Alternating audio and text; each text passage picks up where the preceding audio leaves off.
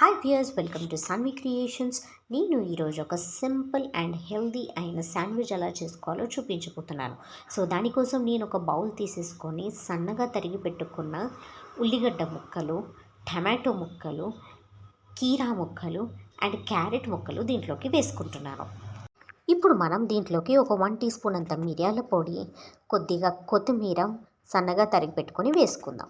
ఇప్పుడు ఇదంతా బాగా కలిపేసుకొని నెక్స్ట్ దీంట్లోకి మన టేస్ట్కి సరిపడా ఉప్పు యాడ్ చేసుకుందాం. ఇప్పుడు నేను ఇక్కడ ఒక 3 టేబుల్ స్పూన్ అంత హోమ్ మేడ్ మయోనెస్ని వేసేస్తున్నాను. ఈ మయోనెస్ వీడియో నా ఛానల్లో ఉందండి, అది కూడా చూడండి.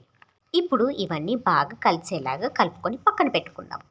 ఇప్పుడు మనకు నచ్చిన బ్రెడ్ తీసుకొని, బ్రౌన్ బ్రెడ్ అయినా వేరే బ్రెడ్ ఏదైనా నార్మల్ బ్రెడ్ అయినా తీసుకొని దానికి ఇలా కెచప్ని నేను స్ప్రెడ్ చేస్తున్నానండి.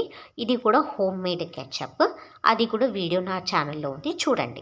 ఇప్పుడు కెచప్ స్ప్రెడ్ చేసుకున్న తర్వాత ఇందాక మనం మిక్స్ చేసుకొని పెట్టుకున్న దాన్ని మొత్తం ఈ ఒక స్లైస్ ఆఫ్ బ్రెడ్ పైన స్ప్రెడ్ చేసుకోవాలి.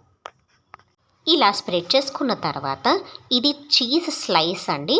ఈ స్లైస్ ఇలా దానిపైన పెట్టేసి దానిపై నుంచి నేను ఇక్కడ చిల్లీ ఫ్లేక్స్ వేస్తున్నాను. చిల్లీ ఫ్లేక్స్ వేసిన తర్వాత ఇంకో స్లైస్ ఆఫ్ బ్రెడ్ దీనిపైన పెట్టేసి మనం ఒక ప్యాన్ పెట్టేసుకొని దానిపైన ఒక 2 డ్రాప్స్ ఆఫ్ ఆయిల్ వేసేసుకొని, ఇక్కడ ఆయిల్ బదులు మనం బటర్ కూడా వాడుకోవచ్చు.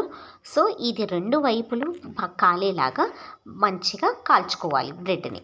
ఇలా మూత పెట్టేసుకొని ఒకటి కాల్చుకోవాలి 2 వైపులు. ఒక సైడ్ ఇలా కలర్ చేంజ్ అయిన తర్వాత మనం ఇంకో సైడ్కి నెమ్మదిగా టర్న్ చేసుకోవాలి.